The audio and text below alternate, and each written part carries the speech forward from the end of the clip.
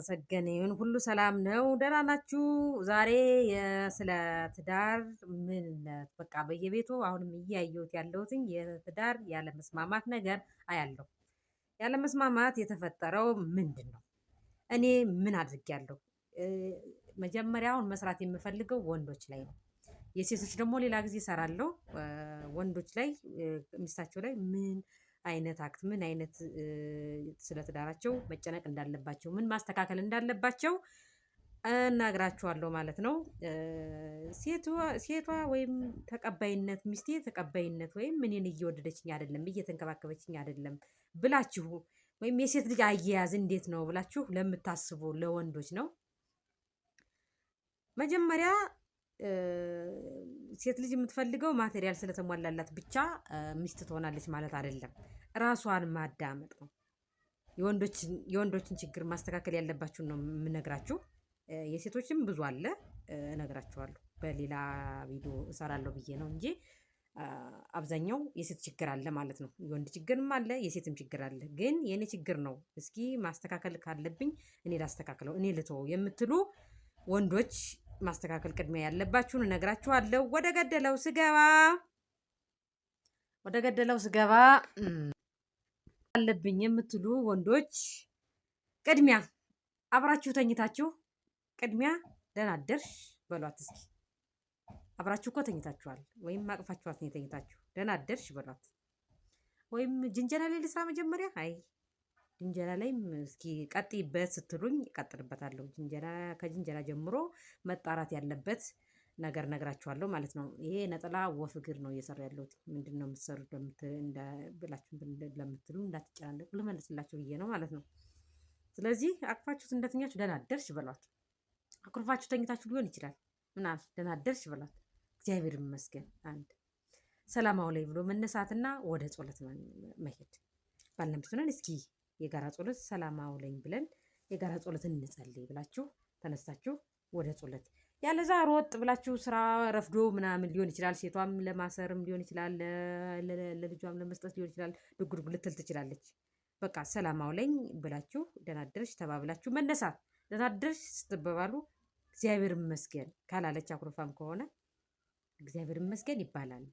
ደህና በማደርሽ ነው በህይወት በማደራችን እግዚአብሔር ይመስገን ብንበባል ቅድሚያ የእግዚአብሔርን ሰላምታ ጥሩ ነው ተባብላችሁ መነጋገር አለባችሁ ማለት ነው። እንደ ጭቅጭቅ አይደለም ማድረግ ያለባችሁ ማለት ነው።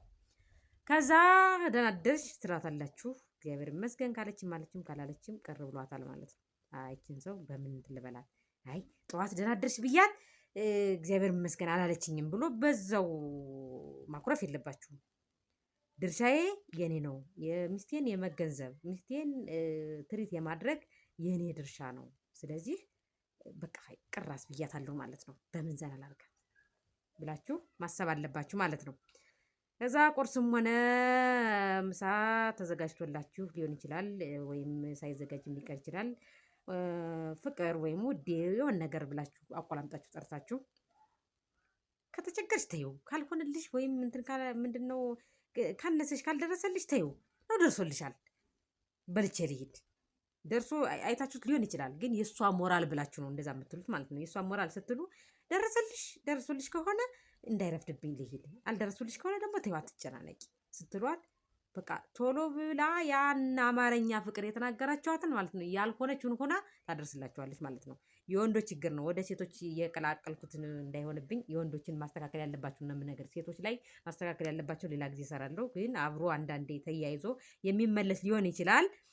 ከዛ እንደዛ ትሄዱና አሁንም ስትመለሱ ከስራ ሰላም አውሏችሁ እግዚአብሔር በሰላም ብትመለሱ ያንን ኩርፊያዋን ወይም እግዚአብሔር ይመስገን አላችሁ ወይም ቻው አላላችሁ ብላ ከሆነ አኩርፋችሁ ከሆነ አሁንም ስትመጡ እንዴት ነሽ ደህና ነሽ ብላችሁ እንቅ አርጋችሁ አቅፋችሁ ሳሟት። ግዴታዋን ማለት ነው።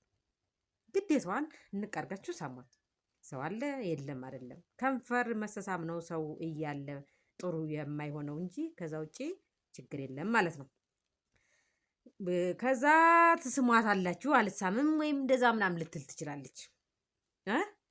ከዛ ምግብም ካለ አለ ውዴ፣ ካሌለ ደግሞ ተይው ቀስ ብሎ ይደርሳል ስትሏት ብርክርክ ብላ ለማድረስ ትሮጣለች ማለት ነው። ለምን? የፍቅር አስተሰጣታችሁ ነው።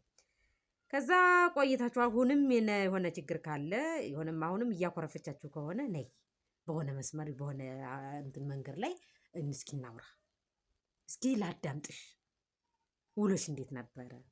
ዛሬስ ጥቁር ብለሻል፣ ምንድን ሆንሽብኝ? አይዞሽ፣ ፈታ በይ፣ እኔ እያለሁልሽ፣ አይዞሽ፣ እኔ እያለሁ ምንም ነገር እንዲከፋሽ አልፈልግም ስትሏት ይሞቃታል፣ ሞራል ይሆናታል። አዎ ተመቸኝ፣ እንደዚህ አይነት የተናገርኩ አማርኛ ተመቸኝ ላትላችሁ ትችላለች፣ ግን ውስጧ ትሪት ይሆናል፣ ፈታ ይላል። በተለይ እቤት እመቤት የሚሆኑ ሴቶች ናቸው በጣም እንትን የሚሉት ማለት ነው። የሆነ የቤታችነት የሚሰማቸው የቤት እመቤት ሆነው የሚውሉ ሴቶች ናቸው። ስራ ላይ የሚውሉት ምናልባት ስራ ቦታ ተናደው ሊሆን ይችላል፣ በዛ ምክንያት ልትጋጩ ትችላላችሁ እንጂ የቤት እመቤቶች ትሪት ያስፈልጋቸዋል። አንቺ ተዘብዝፈሽ ውለሽ ምግብ አልደረስም አይደለም መናገር ያለባችሁ። እንደዚህ ቢወረወርላችሁ ምግቡ አይጣፍጣችሁም። በፍቅር የቀረበው ግን የማይጣፍጠው ምግብ እንዲጣፍጥ ይሆንላችኋል ማለት ነው። በፍቅር የቀረበው መሆን ነይ አንቺ እኮ በቃ ብቻሽን ስትሆኝ አልበላልሽ ብሎ ሊሆን ይችላል። ነይ እስኪ አብረን እንብላ፣ ነይ ላጉርስሽ ብላችሁ የወንድ ልጅ ግዴታ፣ በጣም ግዴታ ቡራኬ ነው። አንድ ጉርሻ ግዴታ ነው። አጥብቃችሁ ስራ ይዛ ሊሆን ይችላል፣ ወደዛ ልትሄድ ትችላለች አይደለ? ቁጭ አድርጉላትና የእናንተን ቸኮላችሁ የሆናችሁትን ብሉ። እየበላችሁ እያለ ነይ አሁንም የአንቺው ድርሻ እዚህ ተቀምጠዋል ብላችሁ ያንን እንድትጎርሰው የቤታችሁ ህግና ደንብ መሆን አለበት ማለት ነው። የቤታችሁ የባልና ሚስት ህግና ደንብ አደረጋችሁ ማለት ቤታችሁን እየገነባችሁት እየሰራችሁት ነው። ወይም ጸብ እንዳይመጣ ጸብ እንዲህ በተለያየ መልኩ በትንሽ በትልቁ እንዳይመጣ አደረጋችሁት ማለት ነው። ከዛ ያኛውን እንድትጎርስ ካደረጋችሁ በኋላ ከበላችሁ በኋላም ሊሆን ይችላል። እስኪ ውሎሽ እንዴት ነው? እንዴት ነው ውሎ? እንዴት ዋላችሁ? ዙረትም ማሳልፋ ሊሆን ይችላል። እየተጫወተችም አልፋ ሊሆን ይችላል። እየሰራችም ውላ ሊሆን ይችላል። ያንን ጉትጉት አድርጋችሁ እንድታወራችሁ ማድረግ፣ ጉትጉት ማድረግ። እናንተ እኮ ወይ እንደው በተናደደችበት አስከፍታችሁ ሊሆን ይችላል እኮ ሚስታችሁ አይደለች? አብራችሁ የምትኖሩት አይደለ? ለምን ያንን የተከፋችሁትን በማነሳሳትና ማንቆርቆር ሳይሆን ያ ነገር ሁለተኛ እንዳይደገምብኝ በምን ትሪት ላርጋት ብላችሁ መነቃቃት አለባችሁ። ይሄ የወንዶች ድርሻ ነው። የሴቶች ላይ ይመጣበታለሁ ብዬ ነው እንጂ የወንዶች ድርሻ ነው ብዬ የሴቶች አይመለከታቸውም ማለት አይደለም። እዚህ ላይ ማለት ነው ሴቶችም የሚመለከታቸው ቦታ አለ ማለት ነው። ከዛ ውሏን ማዳመጥ፣ ሰው እያለ ሊሆን ይችላል፣ ልጆች እያሉ ሊሆን ይችላሉ። ልጆች እያሉ ከሚሆን ብላችሁ ሂዱ፣ እዛ ጋር ማወራው አለኝ የምጫወተው አለኝ ወይም ላወራው የፈለኩት አለ የትልቅ ወሬ ነው ብላችሁ ልጆችን ወደ አንድ ቦታ አድርጋችሁ ማውራት መደማመጥ አለባችሁ ማለት ነው። ውሎ እንዲህ ነበረ እንደዚህ ውሎ በልጅ ፊትም ቢወራ ችግር የለው፣ የውሎ ሁኔታ ማለት ነው። በልጅ ፊትም ቢወራ ይሄ ችግር የለውም። በዛ መልኩ ሚስታችሁን ትሪት ለማድረግ የባል ድርሻ ነው ብዬ እላችኋለሁ ማለት ነው። እሱን አድርጋችሁ ያለውን ነገር ትነግራችኋለች ማለት ነው።